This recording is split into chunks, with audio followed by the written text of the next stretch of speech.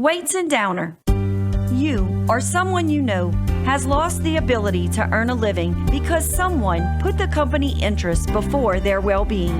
In times like these, there's one firm who has handled hundreds of catastrophic and lost earning cases. Before you settle fast with a company's attorney, give Weights and Downer a call. 985-876-0870. Weights and Downer. Let us fight for your rights.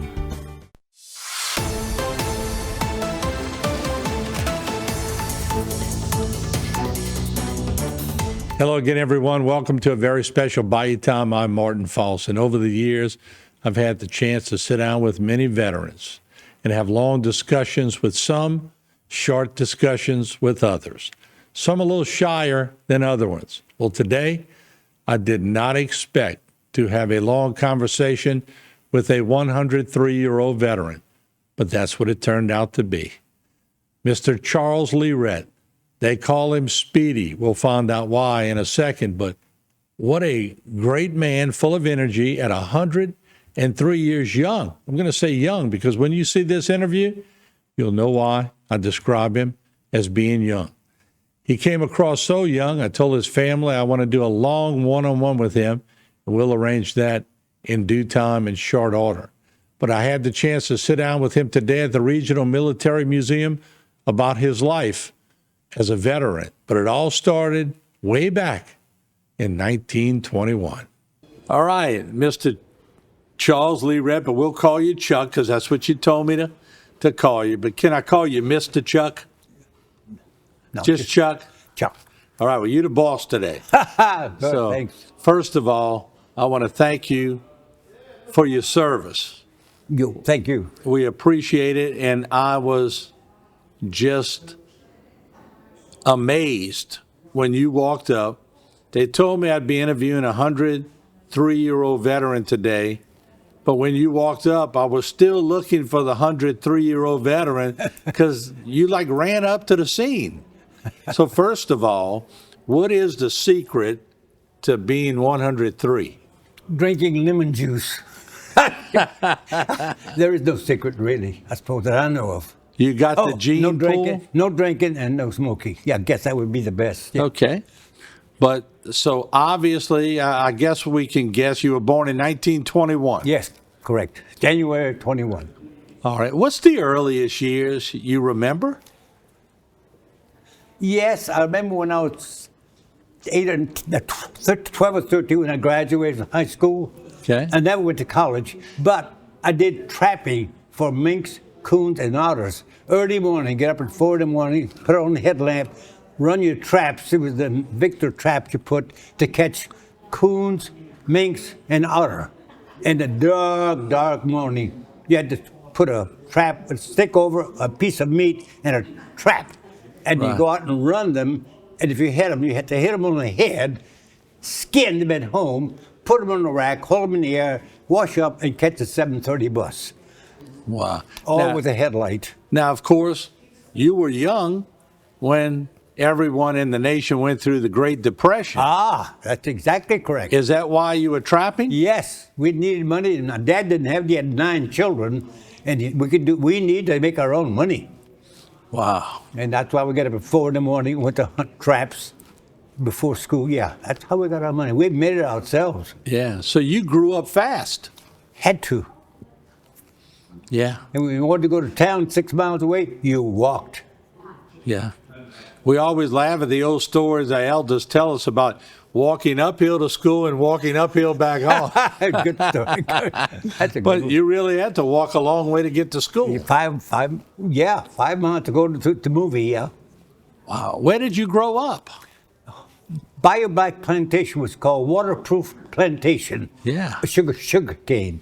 Yeah. And my dad was an overseer, and my mom had 11 children, 9 of whom lived, 2 died. And we just grew up one after the other, but we had to find our own way in life. They didn't have any money. Yeah. So you found out what you wanted to do, and you did it. Now, my oldest brother wanted to be a Marine, and he was a Marine. I wanted to be a pilot, and I was a pilot. So you started off in the Air Corps? Air Corps, $18.75 a month, buck private. $18.75 Yeah, a it was month. 21 minus the food, minus the medical and fuel, $18.75. After 90 days, you moved up to $21. Then you moved up to $30. You were a But- rich man. Well, we had clothes, food, clothing, shelter. Uh-huh. The Army provided everything. That's unbelievable. But it was all for your country, wasn't it? Oh, God, yes. Yeah. I wanted to fly. I wanted to fly better than anything in the world, always. And I got there. Yeah. I got there. That was the important thing. I wanted to be a pilot. I never went to college. What are some of the planes that you flew in? Oh, here we go again. In 27 years, I flew 27 years. I played 27 planes. And the reason I did that was that was the only way to stay in. If you flew one and it got obsolete, they tried to cut you out, I flew another one. Everything from the young, I can't remember the name, but they were all from the old biplanes all the way to Mach 2 jets. Wow. 27 of them, yeah. 27 20s when I different was- types of planes. When I get up at 8 in the morning and I saw a plane, I said, what is that? That's an F-109. I walked to it, and an hour later, I was in the air. I was a good pilot. I really was. Yeah. I just jump in it and go.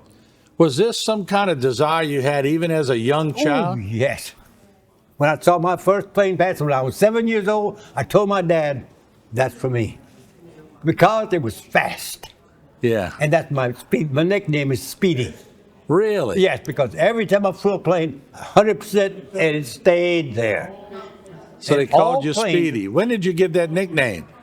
Because every plane that I flew, I put the throttle 100% and it stayed there. And it was designed to do that, yeah. So you never saved any fuel, right? No, no way. But every time it came to war, I put my life on the line. Yeah. I did. I would love this country. Tell me some of the missions that you were in. Oh, in China. In World War II, Right. I was a buck private, as I told you, in October, 2 months before the war started. I went to my commanding officer and said, I can't stand this anymore. I want to be a pilot. So we took a test that morning, 8 o'clock, and passed it, 2-year college. That afternoon, I passed the test for pilot. And then I went to flight school. Wow. So I got there from buck private all the way to buck private, to a pilot, yeah. Do you remember how old you were then? In 1939, I had to be 18. 18. Yeah. But I knew what I wanted to be. Yeah. I knew it all the way from I was a kid. But you were an older 18 because of the Depression and everything else. You grew up fast. So I guess at 18, you weren't a typical 18 just frolicking around. You knew where you wanted to be. If you wanted any money at all, you had to earn it, yes. Because Dad didn't have any money. There was no money in those days. 1929, the country was hurt. Yeah. So I'd catch traps, skin them, sell them, gave money. Yeah. And what was your upbringing like, being on the waterproof plantation? My mom used to say, of all my 9 children, I can't stand there. He used to always want to run away from home, run away. So my oldest brother was Reggie, and he worked for the Texas Oil Company. And Yeah. she told Reggie, can you give me a break? So he would take me out to the oil platforms for a week to give Mama a break, because I would run away. So when she would wash clothes, she would have to tie me to a tree to keep me up. Oh yeah, I would run away. I would run away. So she had tied me to a tree while she did the wash. So you were Speedy from day one. Right. I don't know why, but I was. I Yeah. wanted to go. You've been through a few Veterans Days. I've been through a few wars. Every Yeah. war there was, I ran to it, yes. By being a veteran means any war, yeah. Yeah. I was in World War II, yes, of course. Before it started, I jumped in. I was just anxious to fly. And what was it like on your first mission? Tell me about that. First mission to combat or flying. In combat. It was in China, and we went there because I had been an instructor. For many years, I was very, very good at flying. And so what the government said, we're having trouble over the hump because of the weather. It was the worst weather in the world. So they said, let's send some experienced pilot to fly the hump. I was one of the ones that sent me there. And when you go around with the hump, It was the worst weather in the world. I mean, the plane would shake. You couldn't even read the instrument panel. I had to put both feet on the panel to read it. So they said, do 25 missions and you go home. But my boss was an alcoholic. So at the end of 25 missions, he said, okay, you go home. I turned right around and did 25 more missions. And then he would say, you're supposed to go back home and go. I did 25 more. I did 75 missions because I loved combat. Because of the thrill. I did. Yeah, but in love of your country, too. Oh, yeah, I would do anything with this country because I got where I wanted it. I loved it. You bet I did. I would give my life for this country still. This is a great. Well, you put your life on the line many times. And I would do it again. Yeah. This country is terrific. I got what I wanted to do. Well, how can you do better than that? Don't go away. We have a lot more with Mr. Lirette. It's all right around the corner.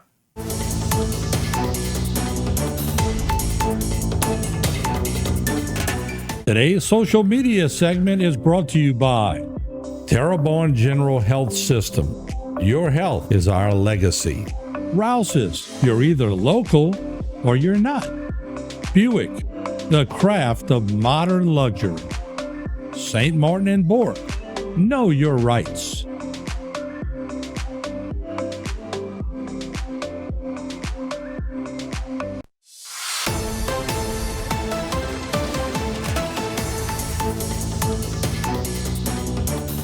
And welcome back as we spoke today with a 103-year-old veteran right here in Houma, Louisiana, Mr. Charles Lirette. What a joy it was for us to sit down with him and to capture just a small part of his story. We promised him that we would sit him down and get a long interview on my one-on-one program, but I was so honored to sit down with Mr. Lirette today at the Regional Military Museum. Let's listen in as he talks more about his great and wonderful career. When the atomic bomb went off, all the soldiers who were on the ground covered. There were two planes of 4 men, 2 generals who wanted to see the war, the bomb, and we flew over Nevada westward. So the bomb went off on the left side. So that they said when the bomb goes off, you look down, cover your eyes, and when the plane lights up like that, you look slowly up, and then you could slowly look at it. So that's the way we did it. Way down there, and the plane lit up, and you looked up slowly. You took off your goggles, and little by little, you looked at that horrible mess. So there were only 4 of it. Well, there were 4 who were designed to do that, but one guy aborted. So there were only 2 people, me and a general, that hit the full blast. And when that was over, all of a sudden I began to get cancer. And the government took care of me right away. They started right on me. But my boss, my general, he went back to Washington, and one day I flew up to see how he was doing. So I said, well, how's the general that was with me? The only 2 of us with the atomic bomb. And his wife said, oh, he died. I figured, oh, my God, in an auto accident. And I felt better about that. Yeah. So I was the only one who got a full blast of the government. And the government watched me. The government really took care of me. They did. Now, there were several test sites. My dad was on Bikini Island for the Bikini Atoll test. They had 2 tests there, in Nevada. Yes, I took a full blast of that damn thing. And yeah, we really caught a full blast of it. What was it like? Just bring me back to that day and describe how you felt. Were you nervous? No, never, no. I got to do the one thing I wanted to do in air and fly. I would fly anything. Yeah. No, I was not nervous, never. Yeah. I kind of even like it. I like combat. It was exciting. Yeah. Not many people like combat, but you said it several times today that you were born to be in combat, weren't you? I'm afraid you're right. I did. I was different. But it worked because I was all the way to 3 presidents. Yeah. I bet you were the child in your family that always took the chances, right? Yeah, because my sister used to say, where's Elliot? What's he up to lately? They all knew that I was doing it. You had no fear. No, I did not. I really didn't. Looking back, it's true, I did not. So long as I could fly. Right. We didn't have a war in my generation. I didn't have to go to war because of people like you. What does that mean to you? Well, all I can tell you is I love to fly more than anything on earth. And because that country allowed me to fly, I would do anything for my country. I would. I was able to fly over and over and over, 27 planes. Mach 2. I did it all. And the point is this. When I got up at 8 o'clock in the morning, I would talk to O'Donnell and say, what kind of plane is that? He would say, oh, that's a 104. At 8 o'clock. At 9 o'clock, I was in the air with that plane. No school, you just jump in and do it. Yeah. I could do that. And I did. When you came back from war. Which one? Yeah, well, a good point. But when you finally realized that you wouldn't have to fight anymore, and you came back to civilian life, I guess, what was it like? Okay, here's the story. I was with the Joint Chiefs of Staff, way up to the top, and I could no longer see on my left eye, no longer could fly. So I went to the vice president of the General Electric Company. I looked right in front of him and I said, look, I want to be a civilian and I need you to help me because I don't know how to turn to a civilian. And he taught me how. He really was a brilliant man. And I turned in and got to be with the General Electric Company. Yeah. And they gave me a big job. One of the jobs they gave me was to go to Congress and listen for new business for the General Electric Company. That's a pretty powerful job. And they gave it to me. And General Electric was such a big icon. That's exactly company. why I took it. And how do you get it? I wrote directly to the vice president and said, look, I called you personally to need your help. And he listened to me and he interviewed me and I won a job with him. And I got it. I'm just seeing your energy at 103. I'm going to call you years young because I'm not going to say, oh, you got more energy than some 40-year-olds. I still run, but I don't want to because of my trip. What do you eat every day? Oh, guess. Wait a minute, say that again. What do you eat every day? You eat healthy? Oh, my God, yes. I eat well. Mm-hmm. But you know, the government really still takes care of me today. They do. Yeah. No drinking, you said. No Oh, smoking. never did. Never did. Okay. Because you can't do the flying on single engine and drink. You don't do that. Right, correct. Who's the president that you enjoyed the most? Kennedy. Who would it be? Kennedy? Yeah. Okay. I got to know him pretty. He had staff, of course, but I got to know him because I worked my way all the way up there. Okay. And I think you had mentioned to me before we started talking that FDR was one of your favorites. Yeah, I was young then, but FDR was the one who knew we were getting the war. He was smart, but I never knew him. I was young then. FDR was 1930, 1940, I believe, right? Yeah? Yeah. Somebody's wearing a red, white, and blue dress? Yeah. You saw that, huh? You don't miss a thing. It's a woman, isn't it? Well, it's a woman. Do you do crossword puzzles? Do you do different things? Oh, God, yes. Every Sunday we do the New York Times. Okay. Him and my son-in-law. Yeah, we do it every Sunday. All right. And what's your favorite show? What do you watch on TV? Nudies. On television? Yeah. Let's see. No, I don't know. I just about everything. News, general, the news. Yeah? Yeah. So what's your goal? You thinking maybe 110, 115? Oh, no. I'm not going to make another 2. I'm 100. No, you're pretty good shape. I am, yes. But how do you know? I'm a bet on you. All right, 110. I'm a bet. There we go. I'm a bet on you. Oh, If I was a bet man, I'd put $100 in Vegas now. I can still run. Not walk. I can run, but it's dangerous. But I can. Yeah. This is unbelievable. Well. So you came today for the Veterans Day program. Yes. And what does Veterans Day mean for you? Women! No, it was my life. My life was military, you know that. Yeah. And it was dangerous, and I loved it. I hate to tell you that, but I love danger. I did not like death, but I like danger. Well, but that makes sense because if somebody's flying a mission... It keeps you on the alert. Yeah, and you're not confident at what you're doing, you're really not going to be that good. Were you always that confident?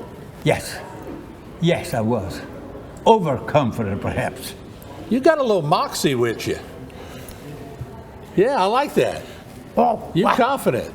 Well, then join the Army. I'm a little too old now. Yeah. Don't go away. Part 3 with Mr. Lirette coming up.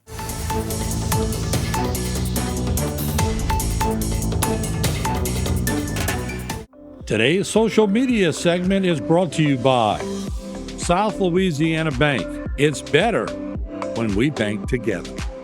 Waits and Downer, attorneys at law. Terrebonne Ford, built Ford tough.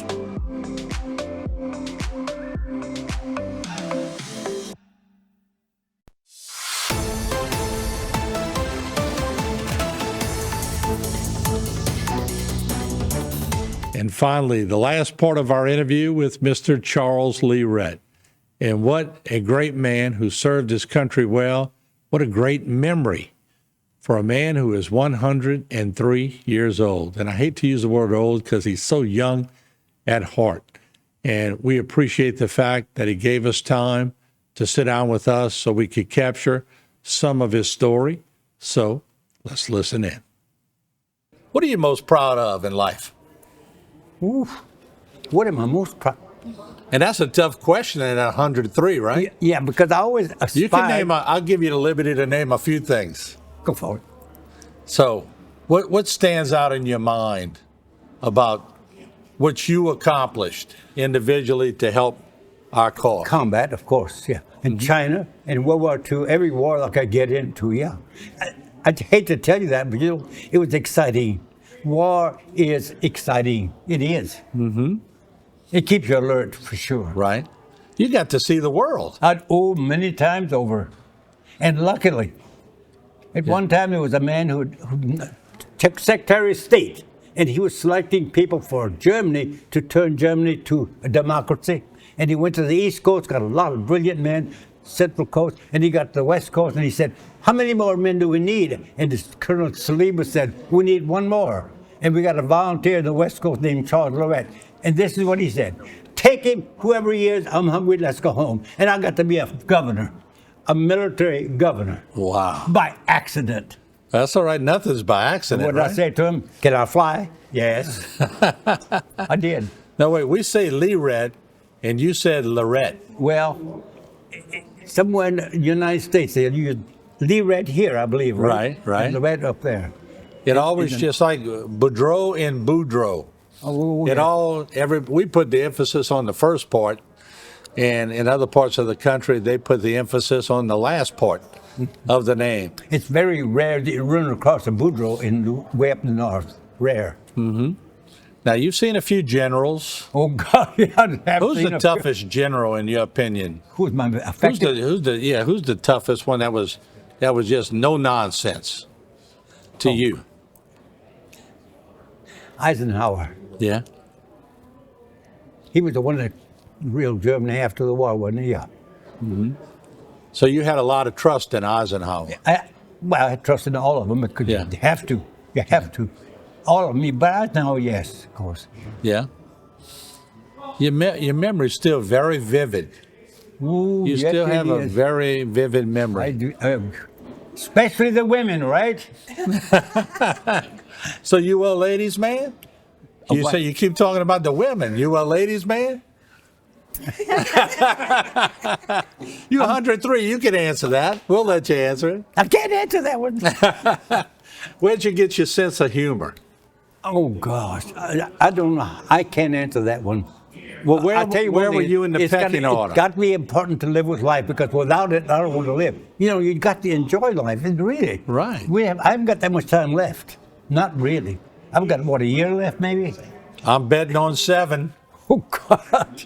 I'll take it. Where were you in the pecking order? You said all those kids. Were you the oldest? No. Conrad, Reggie, Raymond, Elizabeth, me, Marion, Murray, Shirley Ann, Dale. You in the middle? In the middle. So you were the diplomat. You had to work both sides. You had to know how to handle the older bunch and the younger bunch. Yeah, yeah. You had to garner a little personality, didn't you? I guess, yeah. You became a pretty good salesperson along the way. All I know is I want to join the military to fly. That's what I wanted to do. As a buck private, I'm going to make it. And I did make it all the way. I was good. So you were born to fly? Yes. When I was 5 years old, when I saw that plane, yes, exactly. 5 years old. I'll never forget it. He had a big helmet on. He's the front end, and I saw him fly by, and I told my dad, I said, "That's me." So when you were taking off every mission, or every flight for that matter, both as a civilian or in the Air Force, what was it like when you were taking off and you were getting off the ground? Oh, that great feeling of the acceleration. Acceleration, that's what the whole thing is about. Then you get up, then high speed. So if there was a bi-wing plane and a jet next to each other, you'd pick the jet, Oh, right? God, as soon as they showed up, I couldn't wait. I wanted to go faster. In fact, they called me Speedy. That was my name. Yeah. So you just wanted speed. That's right. So when you got to 100%, it stayed there. I didn't never pull back. I went to Czechoslovakia to see it because I wanted to see it before I got home. So I went in with my driver. They wouldn't let me drive because I was a governor. And I got there and I stayed in a big hotel downtown and I saw all kind of things. And I was due to come home on a Monday morning. But on Sunday night, 2 o'clock in the morning, my door knocked. I figured, who in the hell even knows where I'm here? And this little guy walked up, he had a black bag. He said, "I am Dr. So-and-so. I've come to, did you call for a doctor?" And I said, "No." And then he turned in the doorway and he said to me, quote, "You are to go back to Neuenberg immediately," and he left. I figured, who in the hell is he? And what's he? And I figured, wait a minute, how did he know I was there? So I told my driver, I said, "We're getting out of here." And we went back to my driver.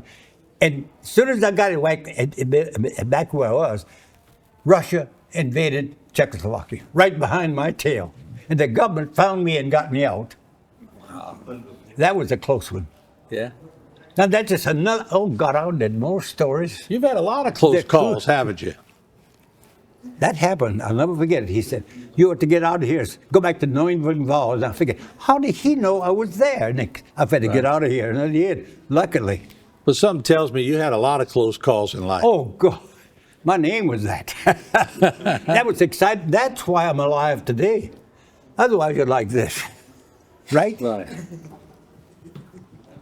I'd like to see you loaded up on sugar. You know what? All my life, I love sugar. I really overate sugar. I can tell. Oh, yes, I Yeah. ate a lot. What's your favorite drink? I know you don't drink, but what's your favorite soft drink? What do you like? Association with women. How's that? In the first day, I don't drink. And what I do drink is Coca-Cola or something like that. I don't drink at all. So Never. Coca-Cola. Yes. I bet you've seen the bottles change over the years on the mean whiskey? Coca-Colas. Oh, Remember the big glass bottles? Oh, and yes. Now the cans and everything yeah. else? I have a good memory on that one. Yeah. Yeah. I have a good memory on everything. What's your favorite food? Meat. Really, I'm serious. If not game, I used to trap a lot as a youngster, but eat meat. I'm a meat eater. I mean, you figured you made pretty good money trapping at a young age to help the family? Let's see, as I remember, a possum was 25 cents, a coon was 50 cents, and an otter was $5. That was a big one. What about a mink? And $5. Wait, no, a mink was $1. Dollar? This is 1928, 29, yeah. Okay. But if we wanted money, we had to earn it ourselves. But I bet those minks went up in price years later, right? Before Bob Barker went on his no animal thing, right? Yeah, everybody wanted a mink coat. Yeah, that's right, yeah. Yeah. What was Terrebonne like back in your childhood? Oh, barren. There was 5,000 people in Houma, and I had to walk 5 miles to get. There was no drive. It was barren. I don't know it today. It's just another world. Yeah. And I was on a plantation, and there was only 5 blacks, and my dad was an overseer. That was all. You didn't have a cell phone back then? Oh, let me tell you about the telephone. It's a big box, and you rang it to get it. Well, the operator was allowed to listen, and if you used the word curse, she had the power to hang you up, and she did. She could listen to any phone she wanted and hang up. Oh, yes, she did. Sort of like Miss Kravitz on Bewitched, huh? She'd listen to I used everybody. the word damn, she'd hang up. She would listen to any conversation. She was allowed to do so. But then you had party lines, too, where different families That's could all we hear had. you. We had 4 of my line, yeah. I You get the rings, one, bet two. you picked up the phone sometimes and said things just to rile people up. Me?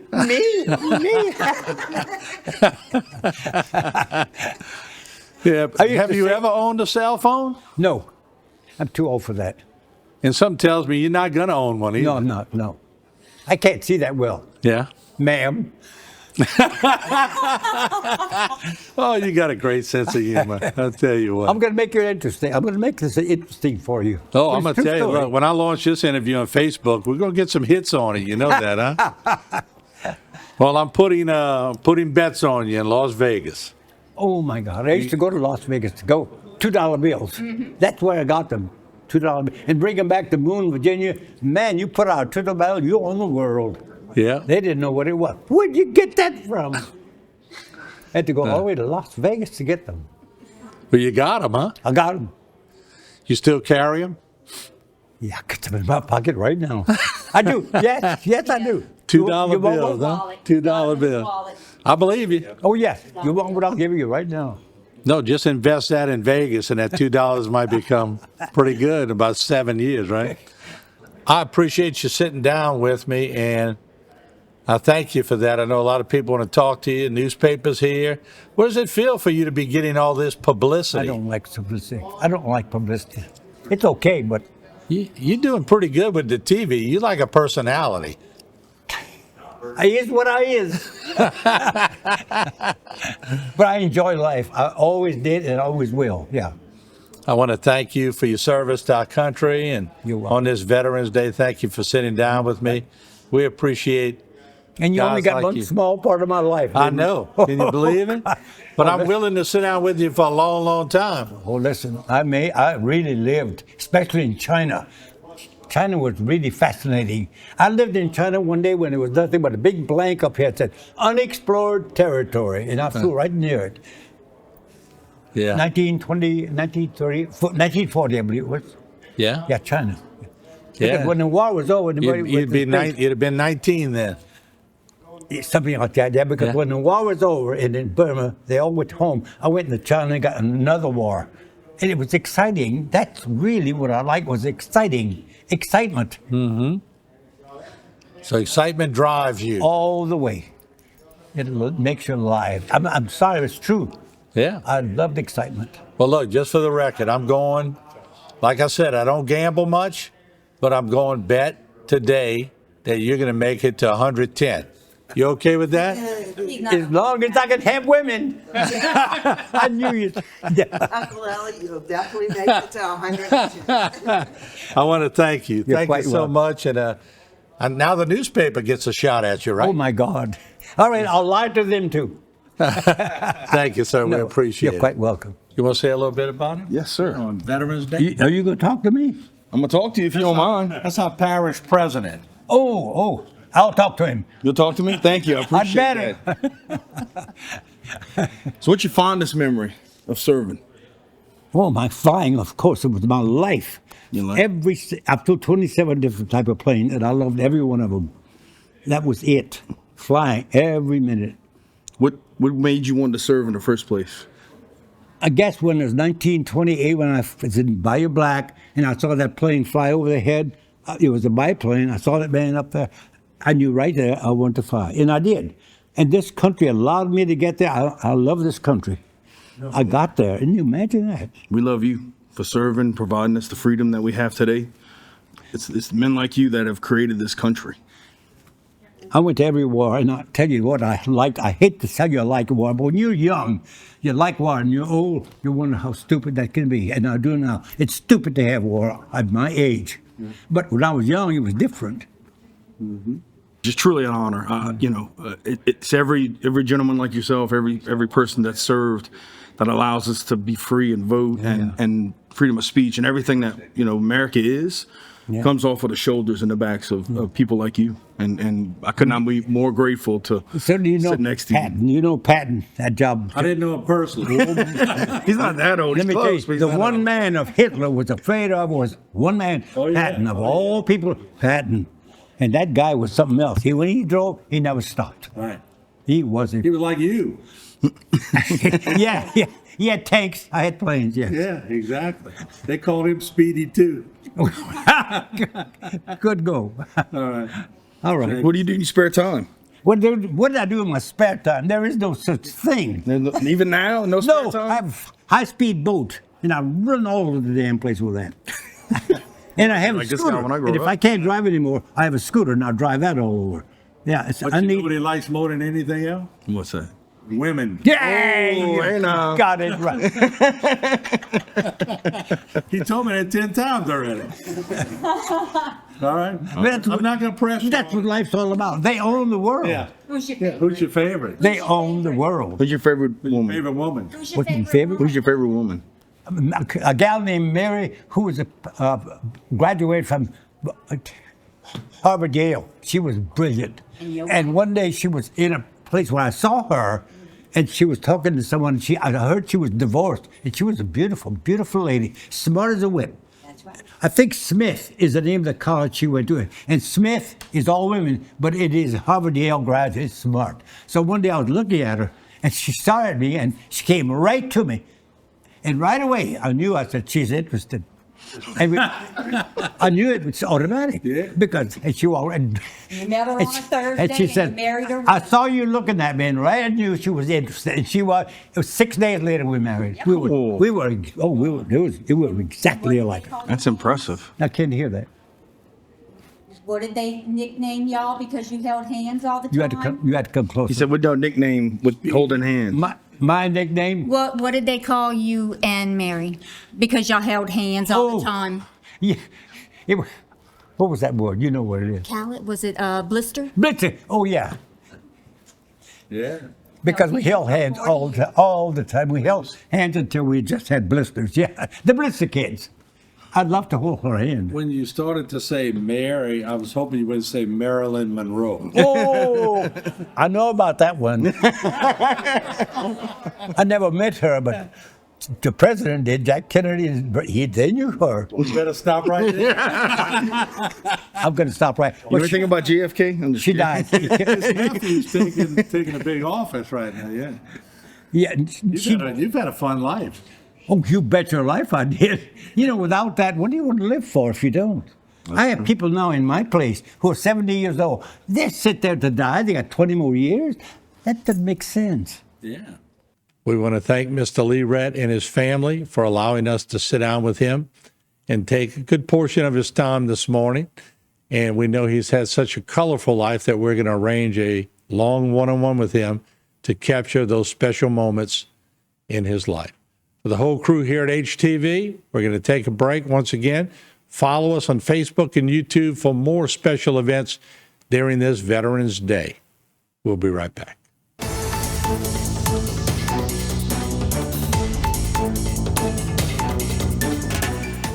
Today's social media segment is brought to you by Alford and Associates for all of your insurance needs. CIS, Cardiovascular Institute of the South, the highest quality cardiovascular care available.